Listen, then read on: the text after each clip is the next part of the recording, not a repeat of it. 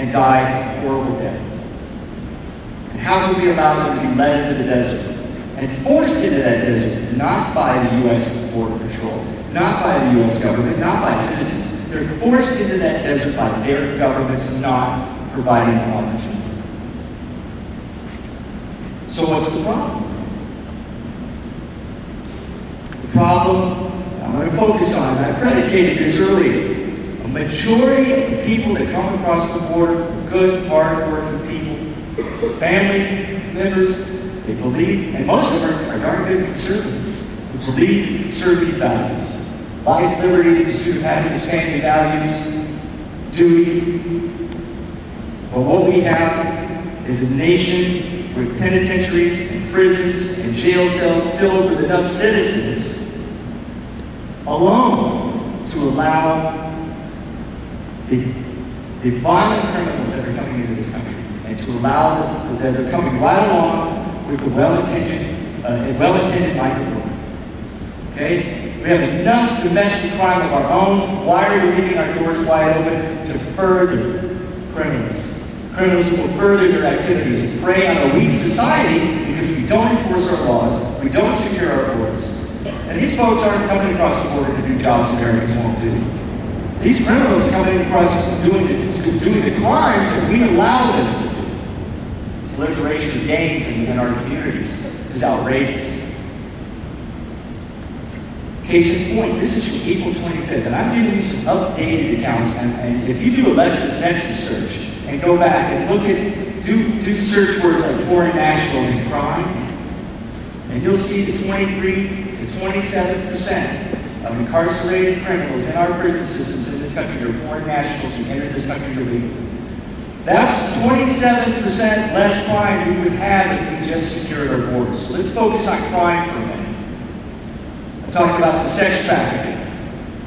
It is repugnant that we have leaders in Washington, D.C. that allow women to be brought across our border, separated from groups of migrants, brutally gang raped in the desert, and or then forced into a life of prostitution or in the sex slave industry in this country. That is taking place every day along our borders. I had 2 stories coming up here just in the last 2 weeks in Arizona alone of women from Guatemala and Mexico who were separated from their groups of migrants, brutally gang raped and left to die in the desert. How can we let that happen? We have a moral obligation as a nation to stop that. And I can tell you I get emotional because I've rescued those women. I have provided an aid and water and comfort. And most of the volunteers of the Minutemen on the border have done the same thing. They're not there targeting people coming across the border. They're exercising their civic duty to provide humanitarian aid while all the while exposing to you and to this country that our leaders have let us down. Sex traffickers bring in young women who are brought into the United States far from home and unaware of the U.S. legal system or their rights to be free from this involuntary servitude. That's what we have going on when we allow illegal immigration. Servitude, indentured servitude, which is just barely a step away from slavery, when we don't provide them protection and justice. When you come legally, you're afforded those. But now we have people that rationalize and justify the fact that we're gonna, you know what, it's better than where they came from. It's okay if they don't have any protection under the laws. It's okay if they have to live in the shadows. At least it's better than where they came from. That is wrong. Any immigrant who enters this country should be provided the same rights and protections that the U.S. citizens enjoy.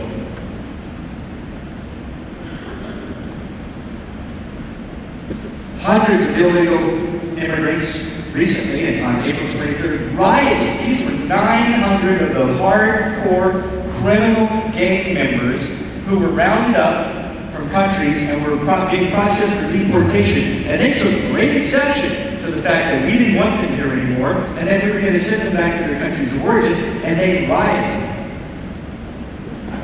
Petitioning for regressive grievances, I guess, for not being allowed to continue their life of crime in the United States. These are documented facts, these are documented stories from the mainstream media.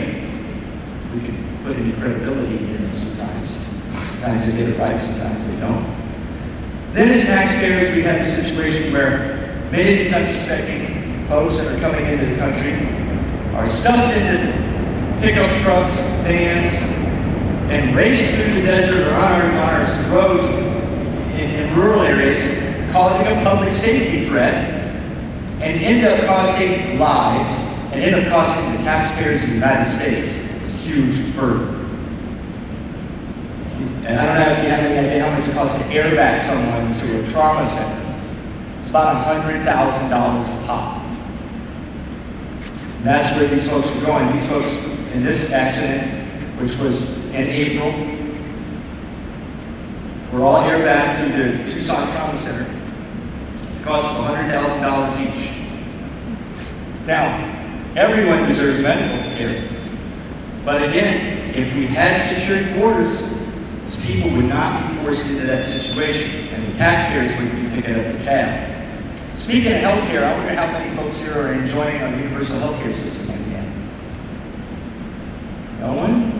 I kind of find it puzzling that Obama and Clinton and McCain and others are all talking about a comprehensive, universal health care plan in this country when we already have one. I'm surprised you're not benefiting from it. Oh wait, I forgot. It's not for us. It's not for the U.S. citizen. It's for those who showed contempt for our laws and broke into this country, who gave no questions asked, no bills to pay, universal health care system, and health care that is the best on the face of the earth, not a penny to pay, no questions asked. It's only for those who broke into our country. And you're paying for it as taxpayers. Your parents are paying for it, your grandparents pay for it. Soon you're going to go out in the world, as soon as you have a job and you see how much money is taken out of your paycheck, you're going to realize that you're paying for it too.